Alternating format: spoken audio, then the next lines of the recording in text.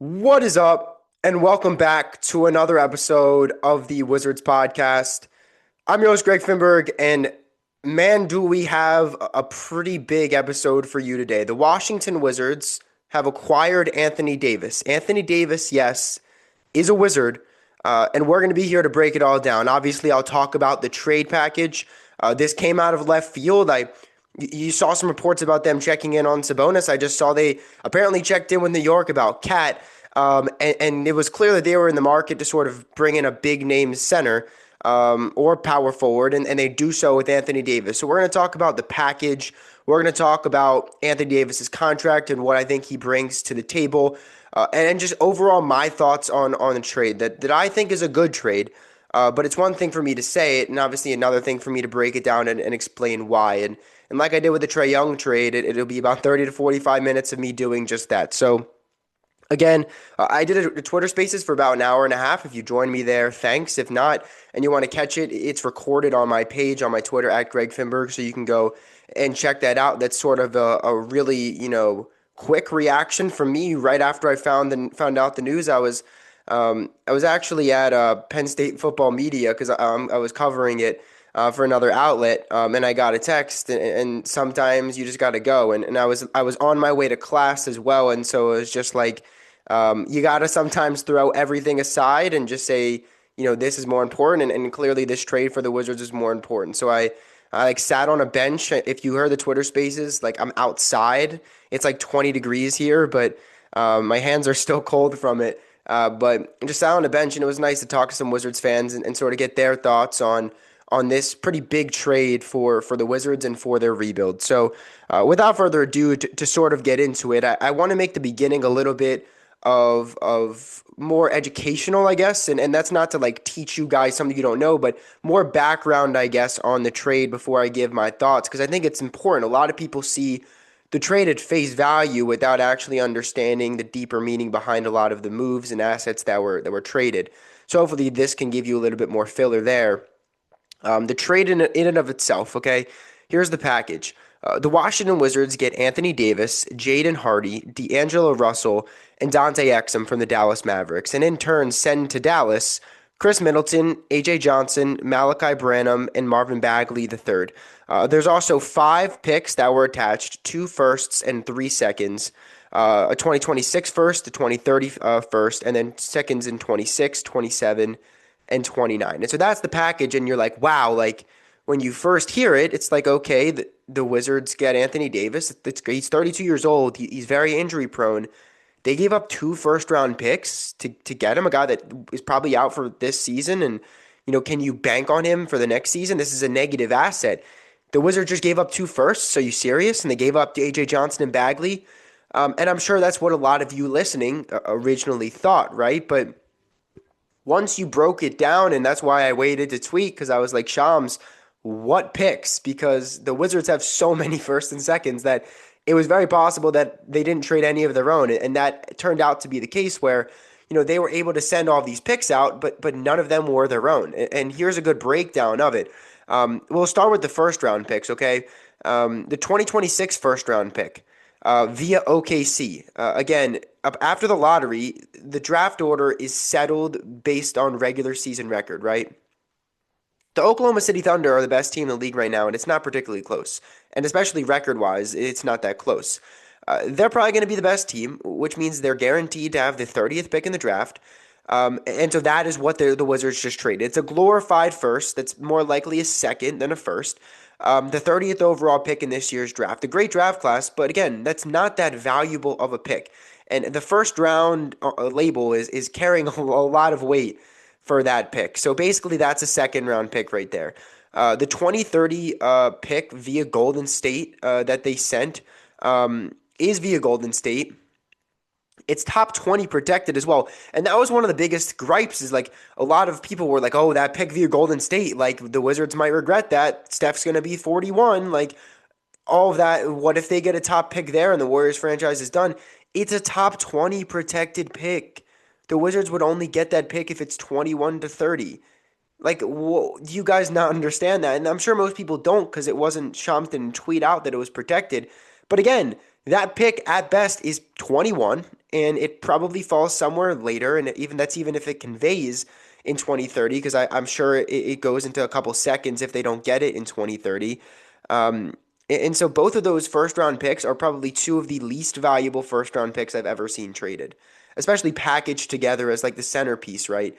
Two of the least valuable first round picks, and definitely a part of, all the first that the Wizards have in the future. The two least valuable first that they own are the ones that they sent out in this trade. So again, first round picks, you see it and you're like, wow, why did they give up that much for Anthony Davis? They, number one, weren't their own and were very, very, very not valuable to the Wizards or to most teams. And so don't get caught up on that. That's why the Wizards traded those picks. And then you go to the seconds, right?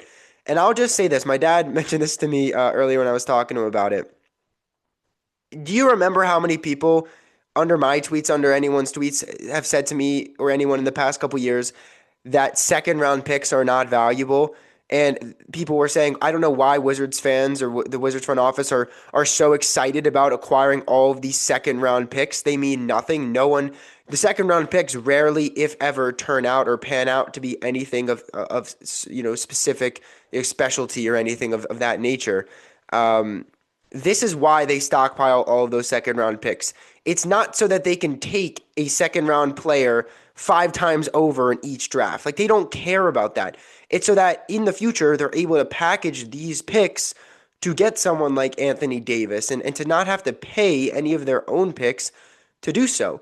Again, excuse me, none of the second round picks were Washington's own. The 2026 second round pick via Phoenix, it's from the Bradley Beal trade.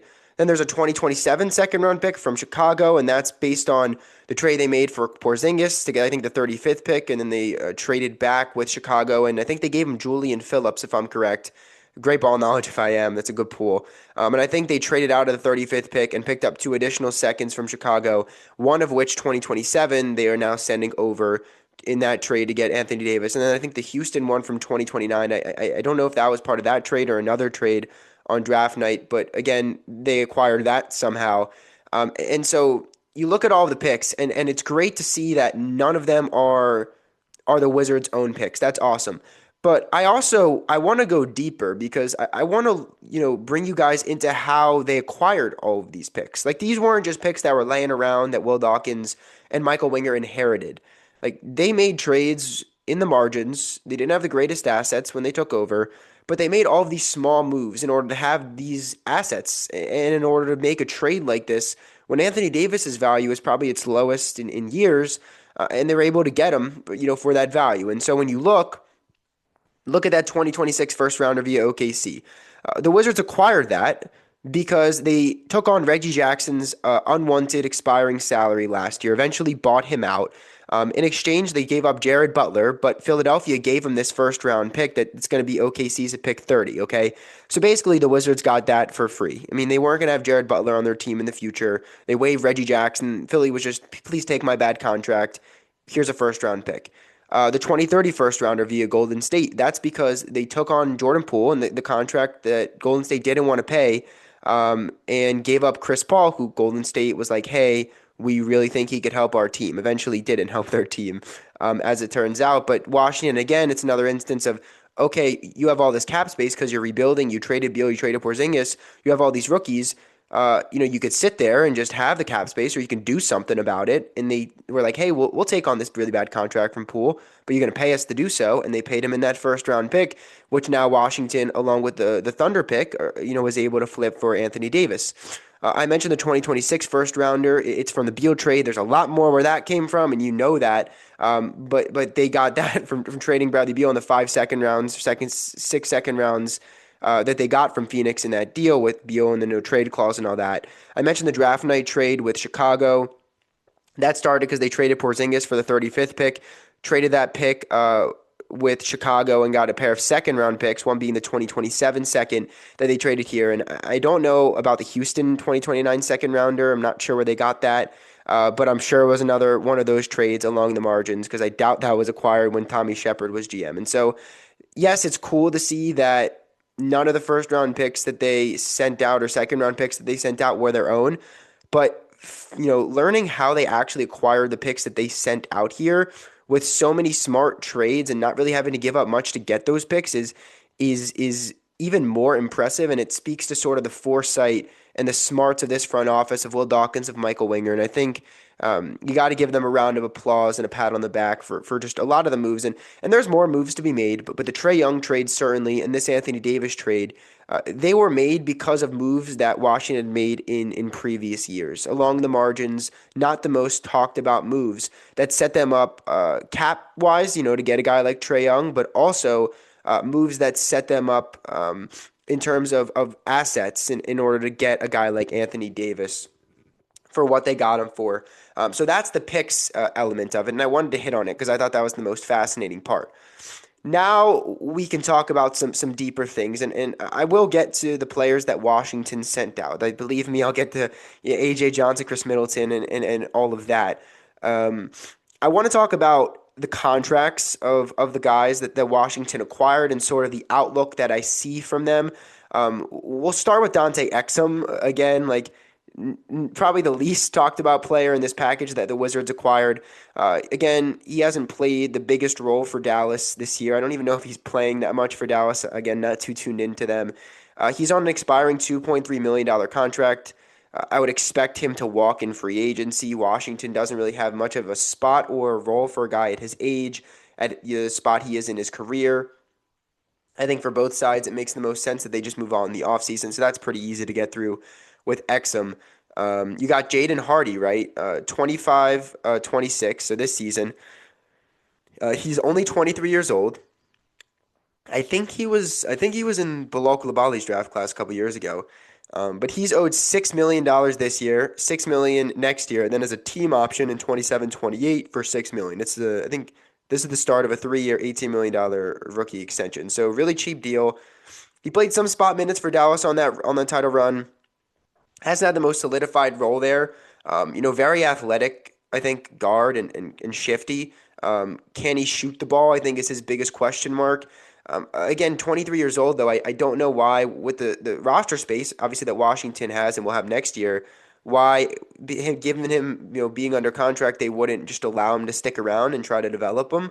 Another young guard that maybe hits, who knows, but he's definitely the most intriguing player in this package, apart from Davis.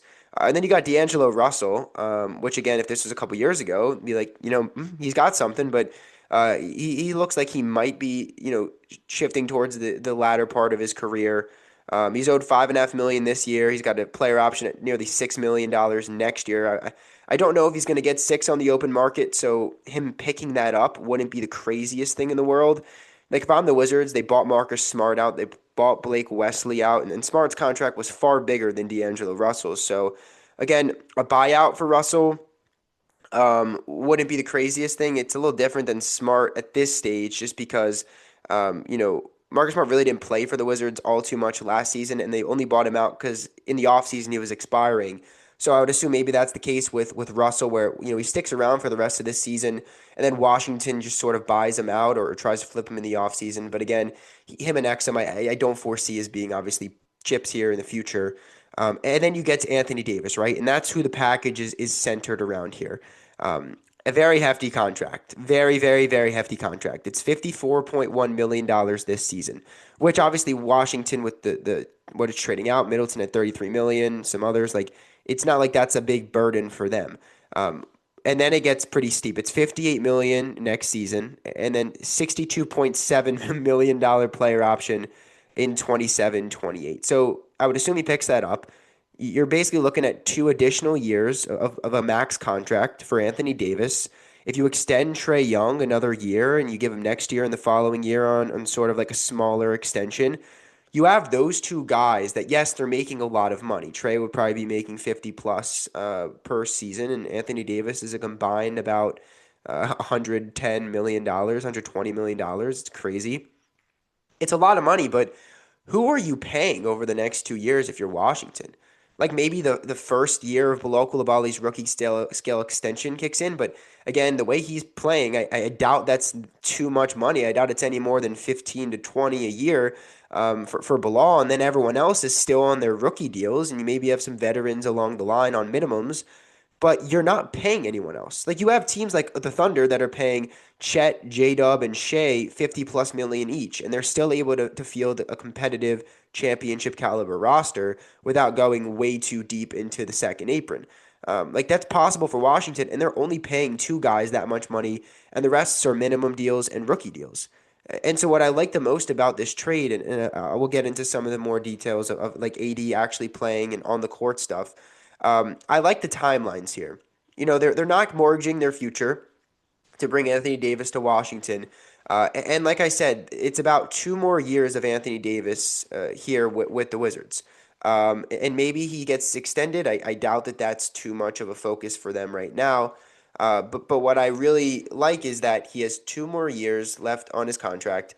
And so, let's say it doesn't work out. And for Trae Young, it's, he had a couple good years, made the playoffs twice, but you don't think you can move forward with those two guys.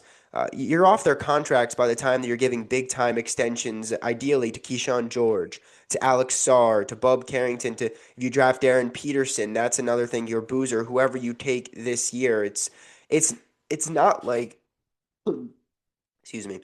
It's not like the Wizards are at a point where they're going to have way too many mouths to feed. Like it's a pretty cool timeline to where they have these two veteran All-Star, All-NBA players in Young and Davis coming into an already ascending young core. And if it works out, that's awesome. You can keep them around here if you can, or if not, that's fine. But them getting paid this much money doesn't mean much.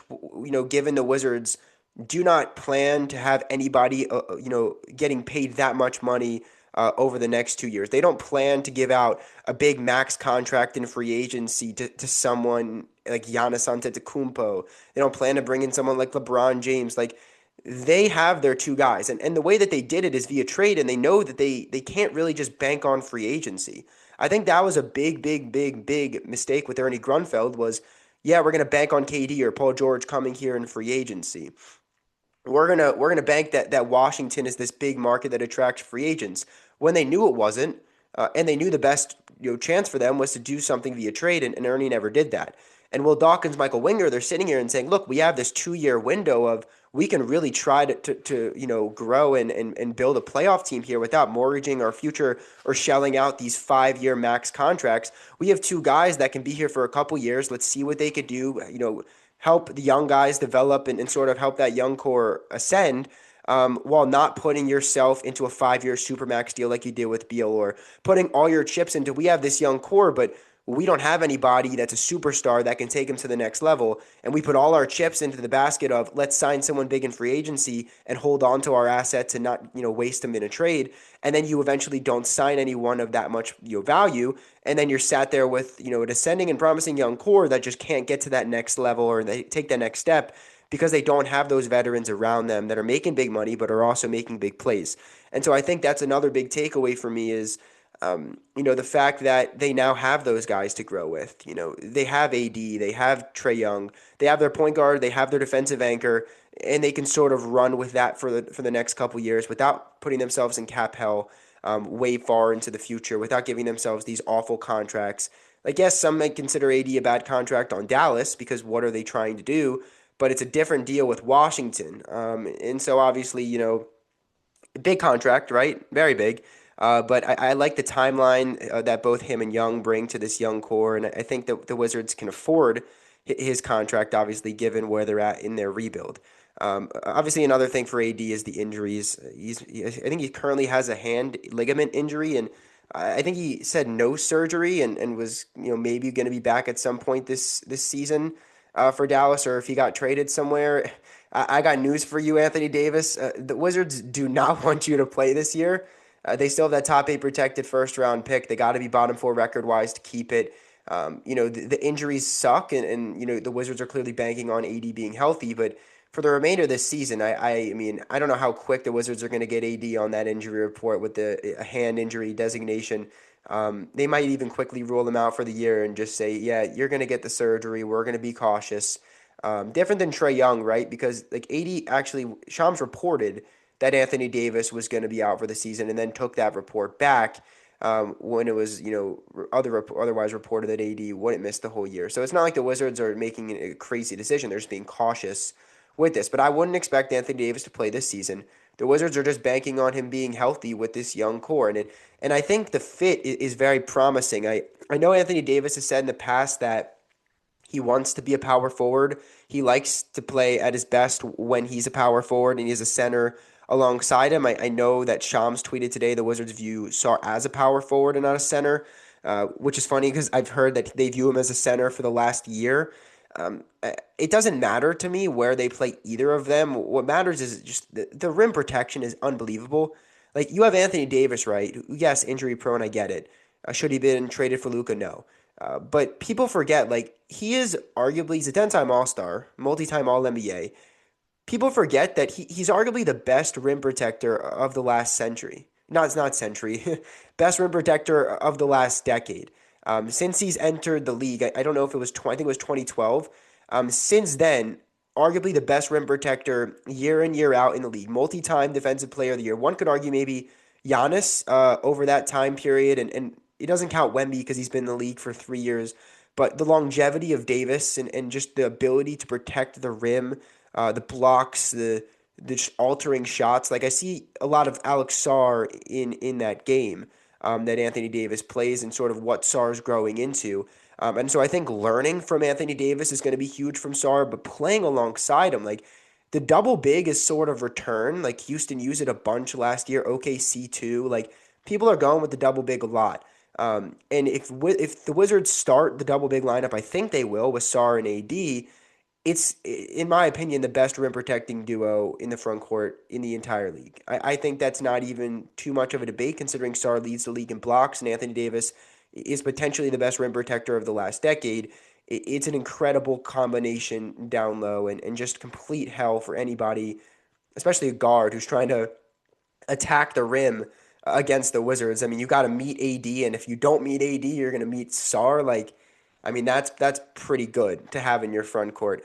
Spacing issues, yes, I do foresee some. Like, AD can hit the three, Sarr can hit the three. They're both not the greatest outside shooters, and obviously you need one or if not both of them to be able to do that to space the floor, so you don't have two guys on their team just sitting and camping the paint.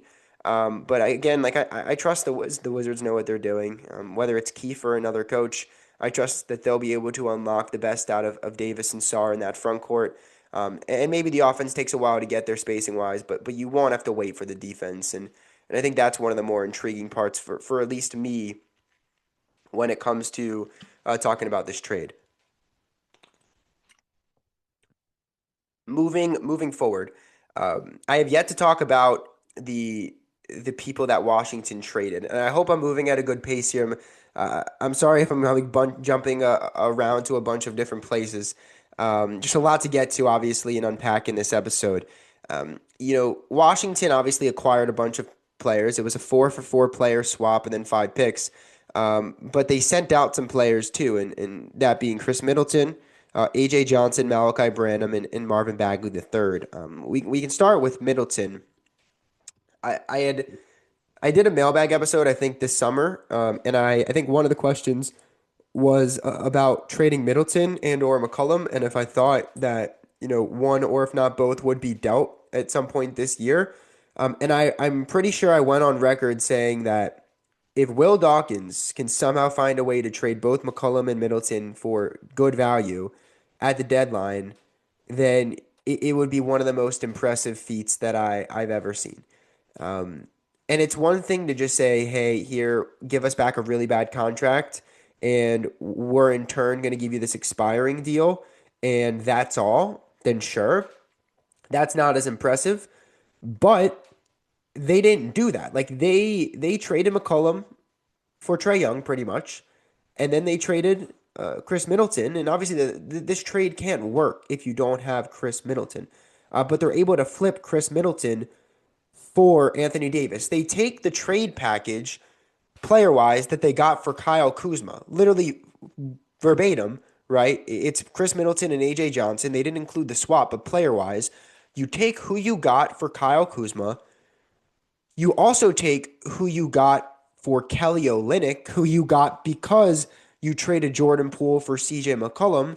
You put Malachi Branham, right, in the deal. That's who you got from the Olynyk trade. So to recap, You take what you got for Kyle Kuzma, you take what you got for Kelly Olynyk, and then you go, and who's the last person in this trade? Bagley.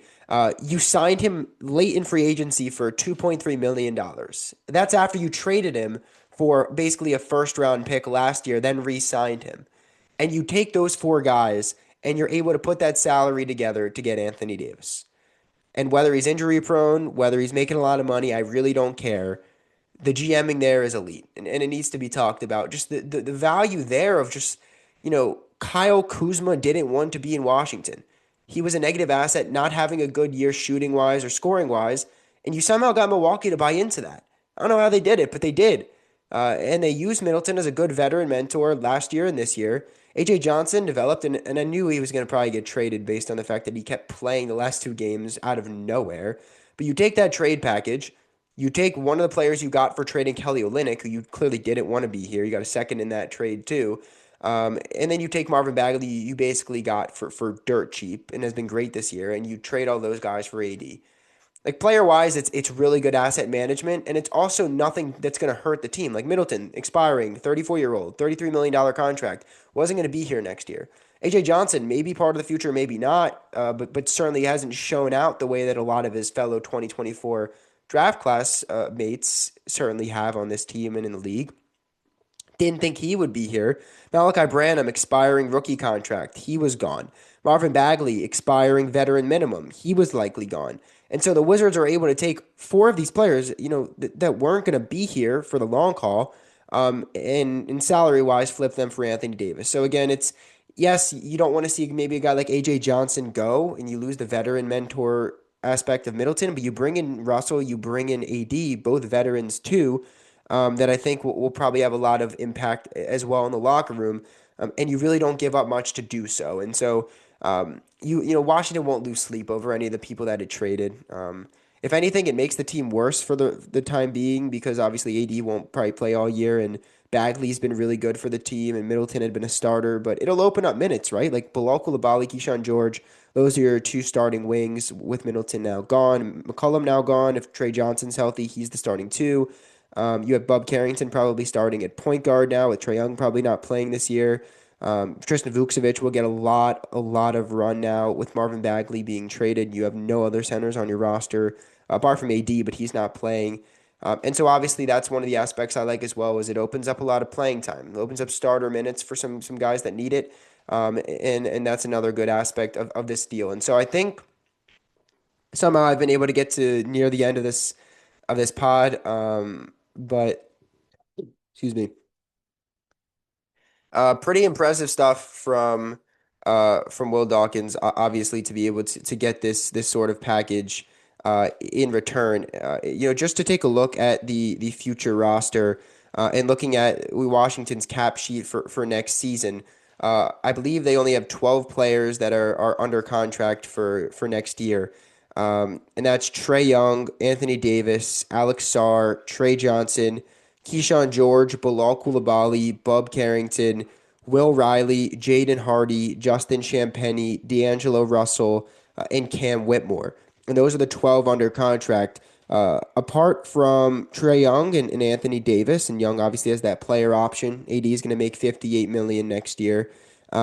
Every other person, I guess, apart from D'Angelo Russell as well, and Champagnie, who's also on some sort of contract, which is honestly cheaper than most of the ones here. The other 8 players are on rookie contracts. Sorry, 7, not including Jaden Hardy. See, I'm still learning. I'm still learning about these guys as I'm doing this pod. I think I got it right though. 7 of those 12 next year are on rookie contracts. Champagnie is only making about, I think, $2 million. Jaden Hardy's only making 6 on that rookie extension. And then you have Trae Young, obviously Anthony Davis making, a bunch of money, and then D'Angelo Russell at about 6. And so cap wise, like Washington still has space that they can, sort of operate with for next season. And they also have a bunch of rookie contracts that they can make extensions for. Bilal Coulibaly is extension eligible in I think by October, and so that's certainly something that you might want to look out for in the future. But I just really like the outlook of this team. I think if you're looking at next year, considering Trae Young probably doesn't play too much, and considering Anthony Davis probably is shut down for the year, Your starting five, is probably Trae Young at the one, Trey Johnson at the two, Keyshawn George at small forward, and then you got Alex Sarr and Anthony Davis in your front court. Doesn't matter who plays the four and who plays the five, but I think that's probably your starting five. And you can go a lot of different ways with the starting five too. Let's say you need defense. You can put Trey Johnson off the bench, put Bilal Coulibaly in as that two guard. Let's say that you want him to, Trey Johnson to start. You want Bilal to start. Keyshawn can come off the bench as that sort of, ball handler for the second unit. I think he should start, but I can understand that. And then you're not even factoring in you have you have your pick this year in this draft. That's considered one of the best draft classes of the last decade. You can get Darren Peterson. You can get Boozer. You can get DeBansa if you keep your pick. You can get Caleb Wilson. You're going to take the best player available. They can fit anywhere, and you probably don't even have a spot in your starting five for them. That is really cool.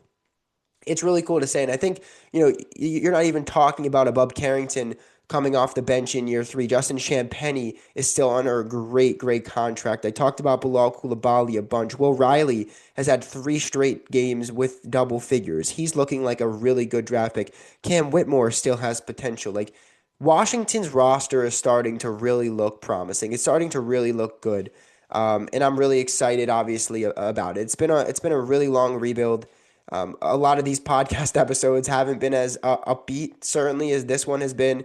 It's been a lot of talking for me today about this trade, but it's because I really like it. I really do. I think the value is just really great from Will Dawkins in the front office to get Davis, for 5 picks, none of them being your own, and the 2 first-rounders, basically being very invaluable, low-key second-rounders.